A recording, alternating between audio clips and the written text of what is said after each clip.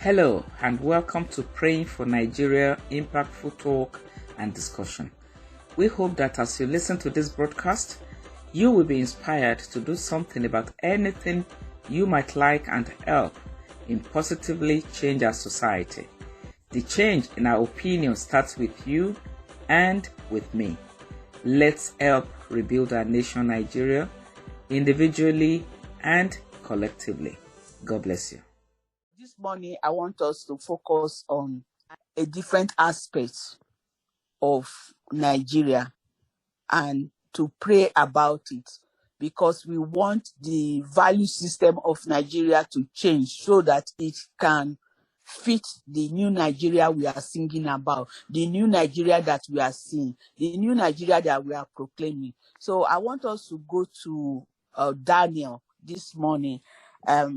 My text is actually on a verse, but I'm just going to read Daniel chapter 12.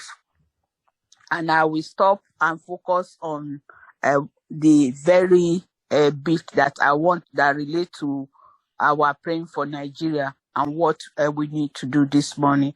And so I'll start reading from Daniel chapter 12. I'll start from verse 1. I think my focus is verse 8. I heard what he said, but I did not understand. I did not understand it, so I asked, but sir, how will it all end? That's verse 8. I will stop there. Verse 8 is what I want to focus on, because that brings us to the theme that I want us to address in praying this morning for our nation, Nigeria. Daniel, in this passage, in verse 8, he said, I heard what he said, but I did not understand it. So I asked, but sir, how will it all end? We are focusing on Nigeria, trying to understand why we behave the way we behave as a nation. Here we can see that Daniel was asking questions. He said he didn't understand, and therefore he's asking questions. When we ask questions, it brings understanding, it brings knowledge, it brings wisdom, it brings implementation of what that knowledge has made us to do. But we as Nigerians, we have a value of not asking questions. Yeah. And why don't we ask questions? Because we are shut down. Every child is curious. Children always ask questions, no matter how stupid it is. But as a nation, as part of our value system, you are not supposed to ask questions. They shut you down. Shut up, you don't ask people that sort of a question. ITK, I too know. Shut up. And we think it's a sign of respect. Oh, you see people now, when Nigerians, I don't know about other Africans, when they are interacting with all these Westerners, they say, oh, they are very shallow. In a meeting, you see that, oh, they are timid. Oh, they can't ask questions. Oh, they are very shallow. No, they are not.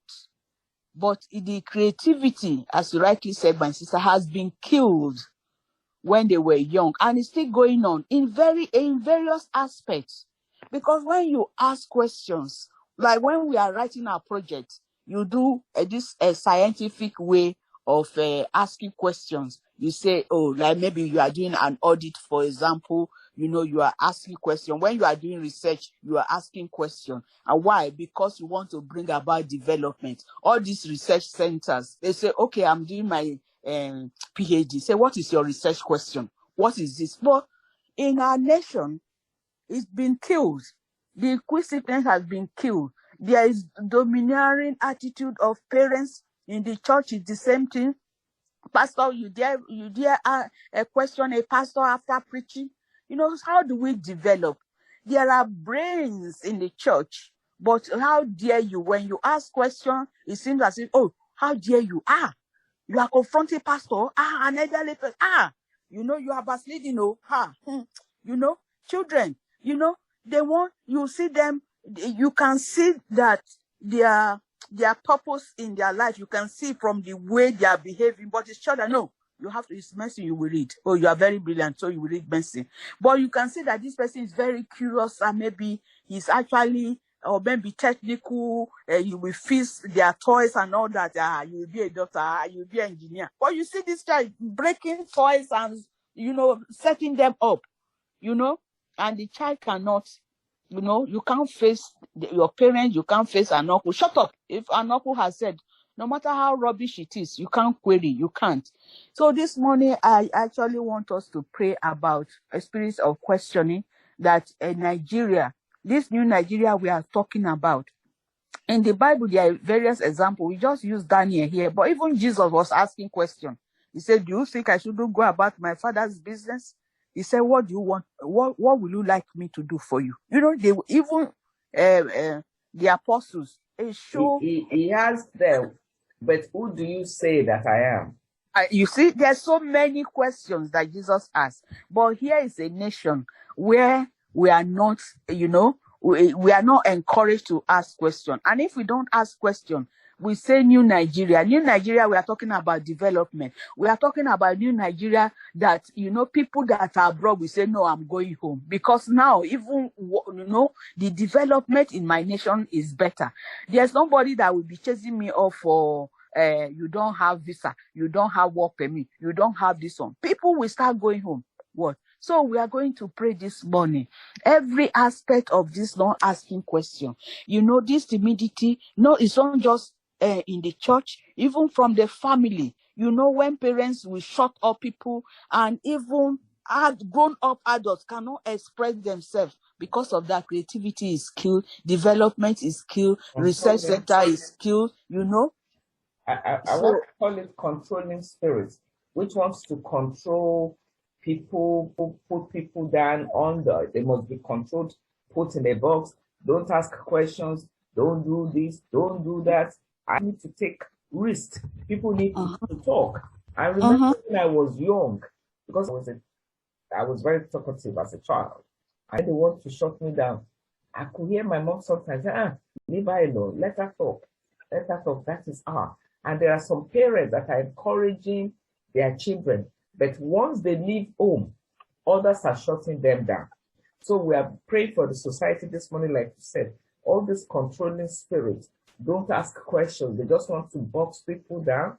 That Lord God, take control and help us. So I just thought I would have my own experience of this controlling spirit where they just want to control you. You can't say anything in a meeting, in everything, and that brings argument. How dare you talk to me like that? How dare you do this? How dare you? And it's just a very destructive spirit, because people are not able to express themselves in a calmer environment. Escape. There is this thing we normally say in those days in social care. It's like, you can challenge the opinion, but don't challenge the person. And I realized that back home, we don't know the difference between challenging the person and challenging the opinion. And so everything is regarded as if it's the person. But sometimes people are just challenging the opinion, what you are saying, not you. And that is where you are going at that, because children have been that curiosity, the need to know, the need to express, the need to, because when you know something, you can think, oh, I can do better. Or you look for solutions to that thing that you know. But because you are not allowed to ask questions. I remember here too, if I may say so too, sometimes you will hear in their conversation that in the past, because I think they let go here in the West, that in the past, in England, at least I can relate it to England, that they used to say that children are to be seen, but not heard. Are you getting me? Yes, of course, they had their own problem. Like yes, they got rid of that quickly. And since they got rid of it, everything exploded, because they now allow children to speak, because you learn a lot from a child speaking, because they ask questions. And to me, I don't believe I always say to people, no question is stupid. Don't you dare tell me that question is stupid. We have to unpack it. Yes, it might be raw, but when you bring gold out of the ground it doesn't look gold. It looks rubbish. They have to polish it. They have to clean it up. Is there any question, like you're saying, is questions, when people ask questions, whether a child or an adult, it's the curiosity to know. You can repack it and take away all the debris. So that is just my take on it, that we need that God will give the parents the grace to stand up for their children, to allow their children to speak at home. We just, that in the prayer point we are listening this morning, we ask that, Lord God, let our people see this, so that it will bring people, good leaders into the nation, because people that have the ability from childhood, when they have been pushed away from asking questions or leading, it goes the wrong way. That's just my take on it. Thank God. So we just have to pray as God leads us this morning in the area of questioning. And the area of questioning, we can actually expand this to various places and what it will lead us to. Mm-hmm. So in church, questioning in church, that it's not disunity, is not fighting, but is development. Because people in the church, if they ask questions, you'll find that it will lead to development. At home, if people start asking questions, it will lead to development. If we start questioning, it will lead to a lot of reflection, because when you question, then it's a sort of a reflective point where it can bring about, improvement and development. So, so we have to pray in various aspects of the society. The society, in the church, in the market, because the market one causes trouble and they start to fight. How dare you question me? How dare you ask me? Yes. So, the grace to question, the ability to accept. Grace to question, so that the for development, the importance, the importance and the benefits of questioning we have, even in our curriculum from primary school, that they will start changing the curriculum in primary school, secondary school, university, each year university, they just peel out graduates, but then they are voiceless graduates in the sense that, you have graduates coming out.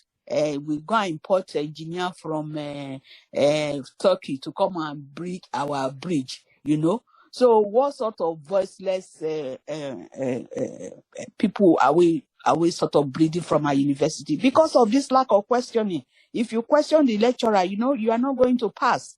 You dare because they see a confrontation. Say, excuse me, sir, but this equation you are saying, how come it's like this? You say, you want to say, okay, pass this exam now. So people become silent and voiceless, so they can't think, And that spirit is killed. That grace is killed in them or muted. Yeah. So from there, the brain said the brain said won't work, because when you say, excuse me, no, I don't agree with that. How come you say okay? The professor will say, okay, that's true. That they reason with you, but here, back home in Nigeria, okay. So you want to show you're a small boy. You know how long I've been lecturing in this university? You want to disgrace me? Come and pass. The person will be. It's true, It's no. You're right. Because I was just looking at my example. When I first started the management here, we went to this meeting. I was the lowest in role title. So from what they were saying, I had some points. But because of what you said about the way we were raised, I couldn't speak out at the meeting. So when we now finished the meeting, and I went to the deputy director, because she liked me and she was always talking to me. So I now said, what they were saying about this is my own opinion. She said, but why didn't you say it? That's a valid point. So I'm going to ask you to go and tell them now, because that makes a massive difference. But because of of what you said, it just came to mind. I said, and they put it down. And from there, I think I started to come out of our own mode. So we pray, yes, that the grace to question, because questioning leads to development. Development, and it will develop nation, and that's all we are praying for New Nigeria. So yeah.